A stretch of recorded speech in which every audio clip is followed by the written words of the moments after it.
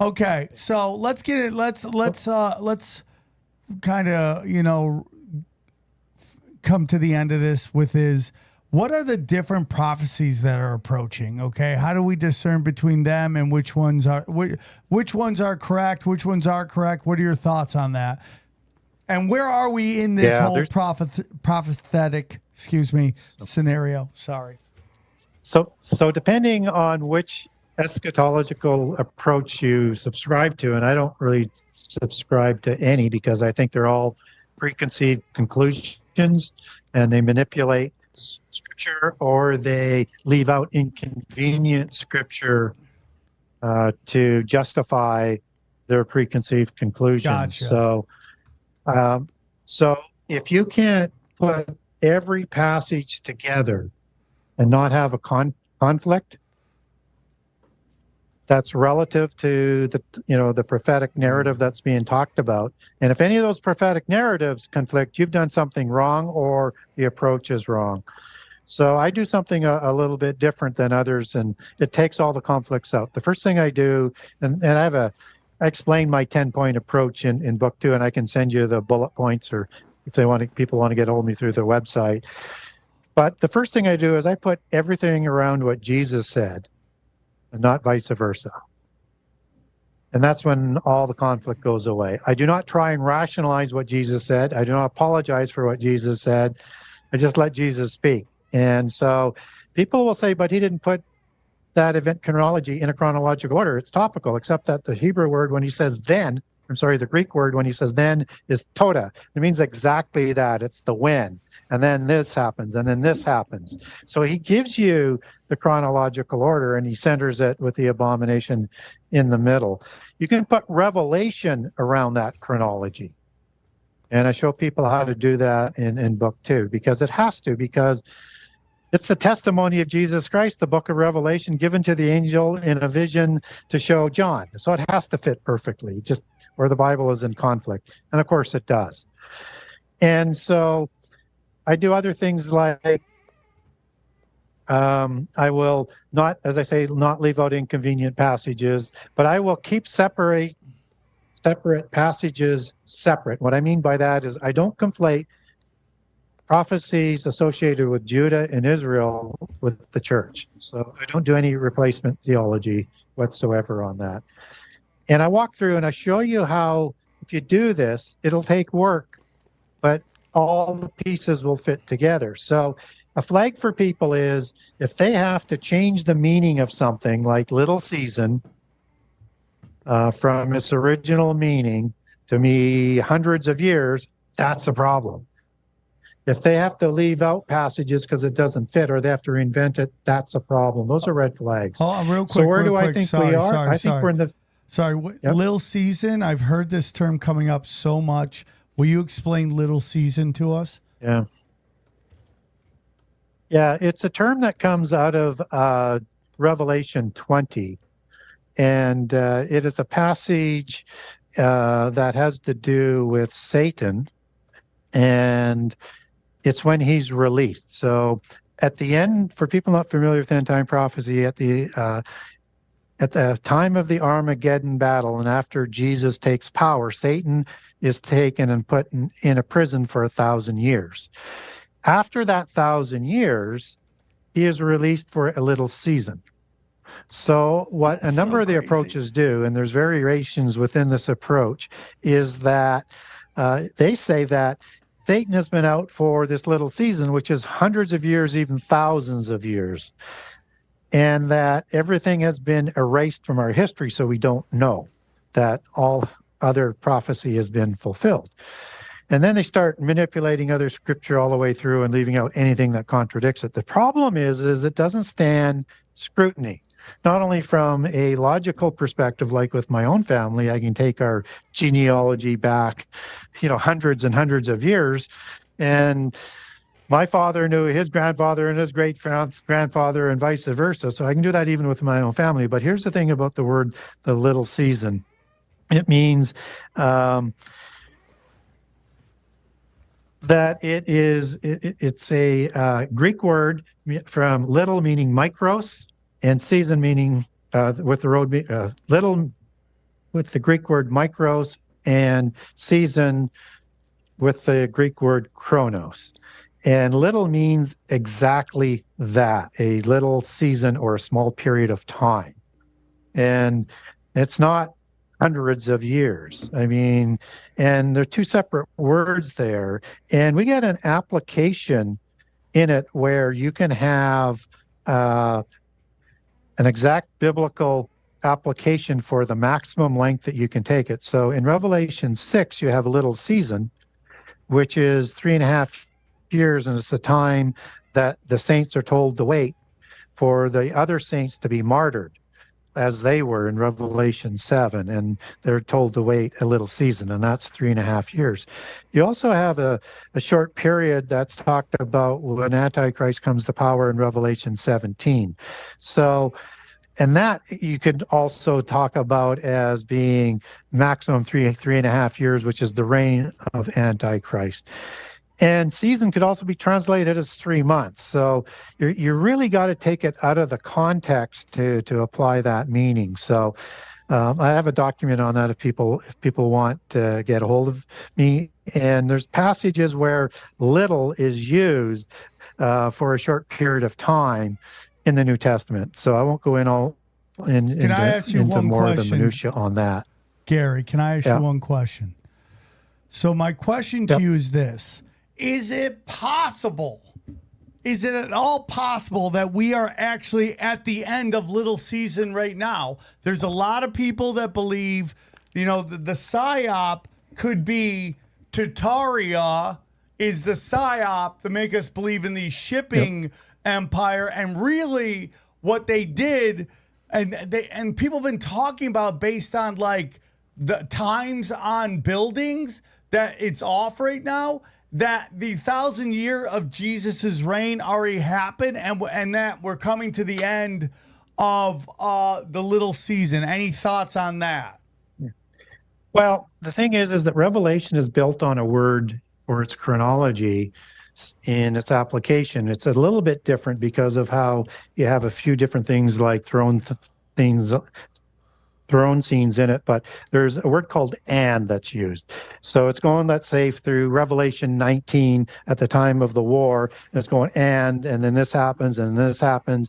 Then it goes right into Revelation 20, and again, and it lists all of these events in chronological order. That's the Greek word kahi, and it is the cognate word for then that Jesus is using for tota, and it means to use in that sense that you utilize for a chronology. It's the when. So they have to take all of that out. And so if one wants to say that you've erased everything from history, you have to present scripture that says everything has been erased from history, and that prophecy is still being fulfilled in a way that it says it was all to be fulfilled in Daniel 9. That's different. And so everything that was fulfilled was fulfilled in Revelation in 9 through the 70 weeks in the last 7 years in Daniel 9:27. And so it just doesn't make any sense because we haven't had the destruction of the whole earth to a level that everything would be destroyed, except Jesus steps in at the last second. And there's just, and as I say, you have records that go all the way back in these genealogies in churches, and we have our own church writings with where you can follow the suit. I mean, you can just go to 1,000 different places where you can find a connection into history. I'm not saying they haven't rewritten history in corrupted ways, but you just can't say it's all been erased, and then provide scripture for that. Okay. It's a premise, and you build on that premise, but you have to ignore all the different things that haven't been fulfilled. Yeah, so I was just giving a couple of flags as to how you test people in their eschatology. So, and you do that on rapture timing, you do it on everything. And what I encourage people to do is to search these things out for yourself, as I do, and don't take my word for it, but apply it. Does it work? And if I can't, and I haven't run across this in the last 15 or 20 years. If I can't account for every piece of prophecy and fit it in without contradiction, or leave it out, is the way generally most people will try and account for it wrongly, then there's something wrong with the approach. And the Bible should not be that complicated, and it's not. Just let it speak to you and read it as it was written and put everything around what Jesus said. So where do I think we are in prophecy? I think we might be in the fig tree generation. Now, we don't know how long that generation is. Could be 40 years as a generation is spelled out in the time of the Exodus when they're in the wilderness. Could be 70 years as the book of Psalms talks about, or in the days of Noah when life was limited to 120 years. So we have to be careful here in terms of the chronology, and we also have to know what would be the starting point for the fig tree generation. And where do we get the definition on that allegory? So in prophetic allegory, in Isaiah and in Jeremiah mostly, but elsewhere, you have the vine as an allegory in the garden of God for Israel. And Judah is the fig tree. And the northern kingdom, of course, was sent away and lost into the nations until they awaken in the end time, when they're reconciled back into the Holy Covenant before Armageddon. But Judah remained as a southern nation, and it suffered its own consequences through the curses of the not fulfilling the covenant, the Holy Covenant. And they had a diaspora. They were taken to Babylon, and then Rome had another diaspora, and they were spread around the world.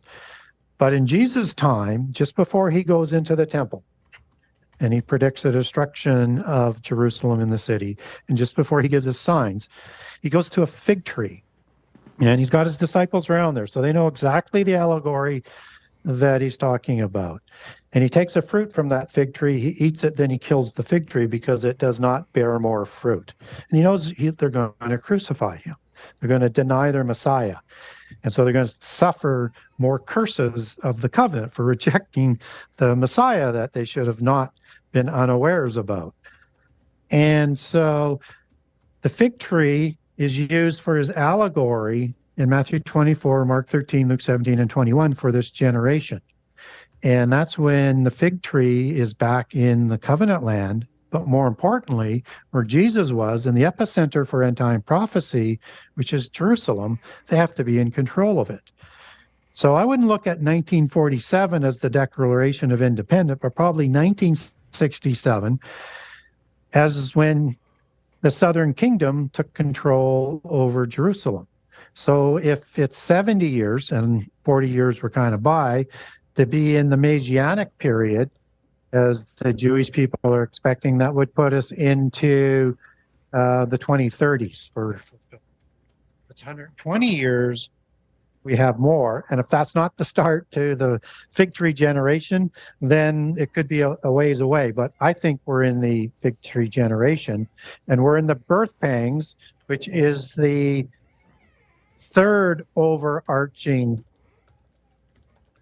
sign for the end time, that the four catastrophes, wars and rumors of war, pestilence, pandemic, famine, and earthquakes are going to get stronger as they go through. So much so that by the time we get into the opening of the seal judgments in Revelation 6, 25% destruction of the world.